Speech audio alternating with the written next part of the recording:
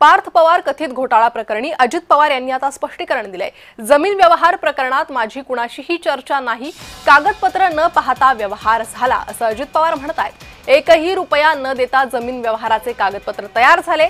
जो जमीन व्यवहार होऊच शकत नाही त्याचा कागद तयार केला।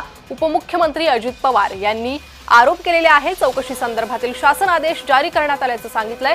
तर जमीन गैरव्यवहार प्रकरणात नियमानुसार चौकशी होईल। चौकशी झाल्यावर वस्तुस्थिती कळेल असं पार्थ पवारांनी म्हटलं। मुख्यमंत्र्यांनीही अतिशय कठोर भूमिका मांडली आहे असं अजित पवार म्हणाले।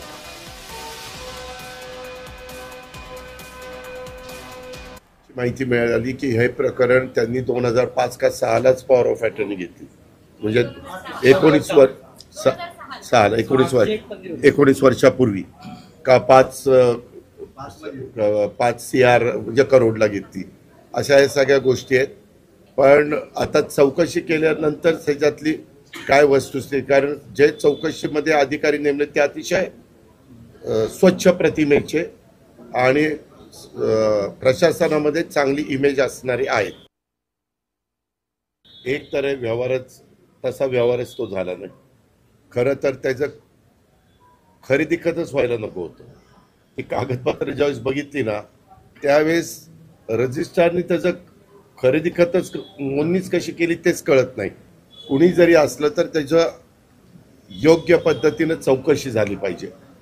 कारण मला पण गेल्या 35 वर्षाच्या राजकीय जीवनामध्ये अनेकदा आरोप झाले।